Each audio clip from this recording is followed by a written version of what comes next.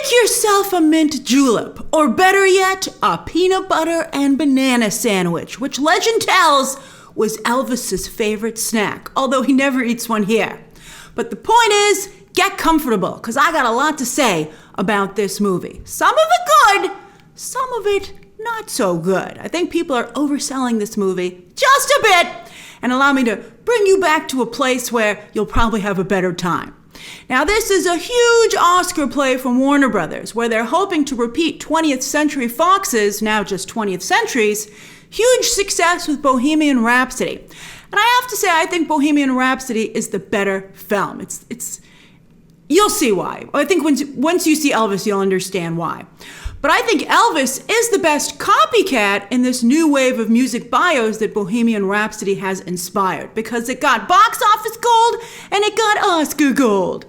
As for Oscar gold, I think Elvis could do well on both counts as well.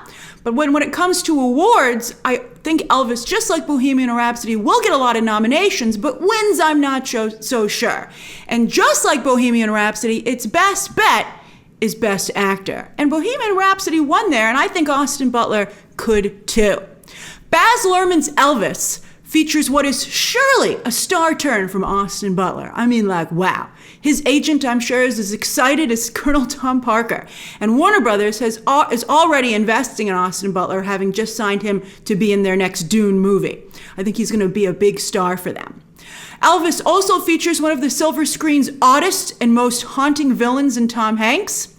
And it's fascinating to behold and really sticks with you. I haven't stopped thinking about it. And not just because I have to write a review, I have to do a review about it. And then on top of all that, the movie clocks in at nearly 3 hours, which you do feel. You do feel the length. Yet, with all that, it still feels like there's something missing. And ironically, what I think is missing is the Col Tom Parker touch. Oh, that to me is really fascinating. Or a snow job, as Parker explains, which is carny slang for deceiving the audience with a good time. The movie never really explained to me why it was so bad to swindle people with a good time in exchange for the price of admission. I'm like, that just seems to me like you're a good showman. I don't know about this, cheating people thing that you seem to be saying. I think that ties in with Parker being so villainous to try and sell that. Now, another carnival term that's used here, that's referenced here more subtly, is the geek. And anyone who saw the excellent Nightmare Alley remake last year will know what that is. Oh, watch that movie. It's so good. But anyway, in this movie's, I think geek's a little unfair, which we'll discuss. But anyway, in this movie's efforts to illustrate Col Tom Parker's villainy, and he was a villain, make no mistake about it, the movie does ignore what the positive things that he did, and that he did make Elvis a star.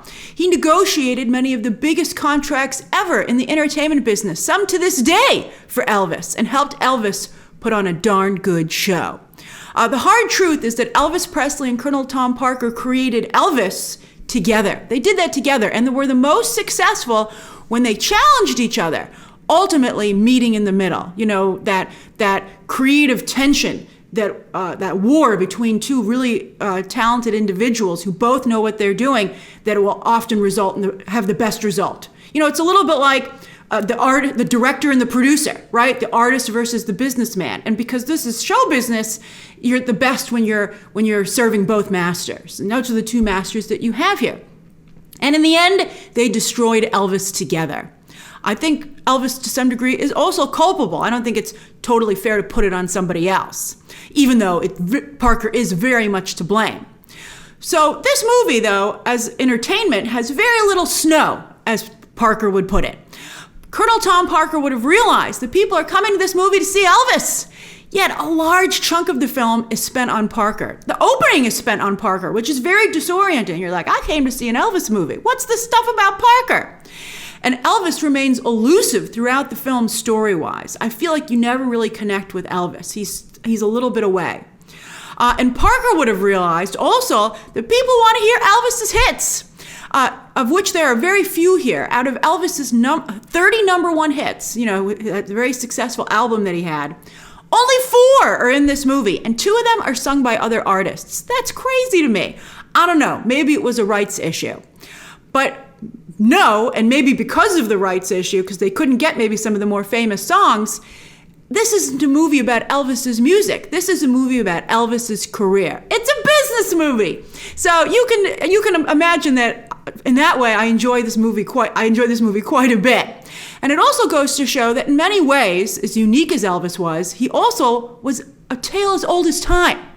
Yes, watching Elvis, I was struck by how his story reminds me of so many other individuals in the entertainment business, like Johnny Depp, one of the biggest stars in the world, yet money is slipping through his fingers. Like Michael Jackson, having his own personal doctor on 24-hour call, and that's not a good idea. Like Harry Styles, Elvis blurred the boundary between black and white, while Styles has been blurring the gender line. And just like today, certain parts of the country just weren't having it. And to see that exact same vitriol and strong-arm tactics being used back then, but to see and to know that Elvis still persevered, that movement still persevered, well, it should make you feel a little bit better about today's struggles, as this all happened before, and it will surely all happen again. Yet we continue to march forward and progress is made. It's fascinating how similar it is to today. I'm curious on that note to see how some Elvis fans will react to this portrayal of the star as a liberal activist and someone who felt more comfortable in the black community than the white community. Yet this Elvis speaks very little of the church or his fellow blue-collar man. And if you listen to Elvis's classic song that is sung over the closing credits, In the Ghetto, and if you really pay attention to the lyrics, you will start to see that Elvis was speaking to a much larger group than this movie depicts. Sure, Elvis was sexy, very sexy, and that's something Austin Butler really captures here. But he did and still does have a lot of male fans, heterosexual male fans, and this movie totally ignores that. They totally ignore that element of Elvis's popularity. It's like the Beatles. Sure, there were a lot of screaming girls for them too, but today, almost every Beatles fan I know is a guy. I think, it's the same situation. And so you can't ignore that, yet this movie does. It is frustrating to watch a really good movie that comes so close to perfection, yet misses the bullseye. But is again so close. But Elvis is such a compelling figure, Butler and Hanks so good, and Luhrmann at his most Luhrmann-y, that there is still, a compelling film here. This movie has a surprisingly large VFX budget, which is used effectively as it whirls you around like you're inside a pinball machine, especially with all the Vegas elements, which is unique, compelling, disorienting, and unsatisfying, all at the same time. You want to grab on to parts of the story, yet you can't as they fly by out of touch. You're like, oh, can we stay here? No, all right. I also can't say that the movie is entertaining because it's just such a sad movie. It's a really sad movie about a poor boy who loved his family and made a deal with the devil, I think in some ways knowingly, to become the most famous man in the world, and paid the price. The highest this movie's energy ever gets is an 8, and you would think an Elvis movie would get to an 11. The trailer certainly did, and in many ways this movie is just like a really long trailer. A little bit, that's funny because that's what happened to this first Suicide Squad movie, as you might recall. But this is like a really long trailer instead of an actual movie. But I do appreciate that this movie not only highlights Parker's business talent, but as I said, Elvis's artistic talent. I think to call Elvis a geek is unfair because he did contribute so much. At one point, Elvis says he's tired of being Elvis, and that reminded me of Marilyn Monroe, who said the same thing often. And both these individuals knowingly played a part. They were being a product, not so much a person. And that's difficult to do, which is why not everybody can do it. This movie also works hard to highlight the influence that black culture had on Elvis his whole life, both professionally and personally, which again reminds me of how black culture continues to be so influential to this day. Now, some argue that Elvis opened doors for black artists, while some would say he outright stole from them. And I don't think this movie is going to make the latter feel much better. I still think people aren't going to feel satisfied if they're upset with Elvis. It was nice to see B.B. King depicted here, Sister Rosetta Tharpe, and a striking performance by Alton Mason as Little Richard, who reminds you that in the 1950s, Little Richard was just beginning to blur the gender line as Elvis was crashing through the race barrier. I mean, when you think back, you have Liberace, I think maybe even Jack Benny, and you can look back and you can see things that are starting to come to a head today. It's fascinating. It's fascinating if you're a student of entertainment history.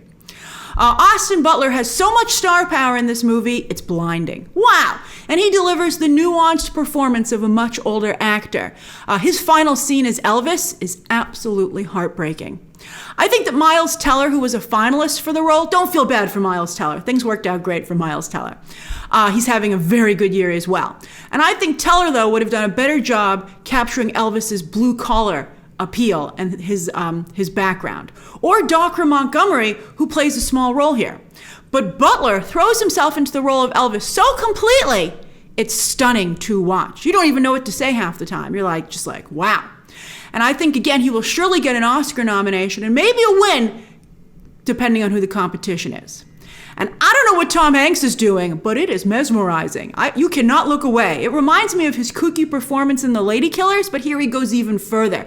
It's kookier, but at the same time, there's an even more serious layer to it. And I think that dichotomy is what really works. You're like, this is insane, but don't take your eye off this guy. He's dangerous. And I also thought that Hollywood's everyman would play such a unique and twisted individual and succeed is amazing to see. And he could find himself nominated as well. I think, again, it depends on the competition. I mean, you're like, it would be easy to dismiss the performance as ridiculous, but it wouldn't stick with you the way that it does if it was just silly. After I saw Elvis, I found myself looking up old clips of the real Elvis, listening to his music, and just wanting to know more. And while the movie didn't give me that, I think the intense interest it created for me in Elvis means that in many ways it did still do its job. And while it might not be the best ride at the carnival or as good a ride as it could have been, it's still one heck of a ride that I think you should experience. That's what I would call it. This is an experience, and you should get a ticket. All right, so that's my review of Elvis. Share your thoughts down below, subscribe today, and of course, as always, you can check out some more videos right now.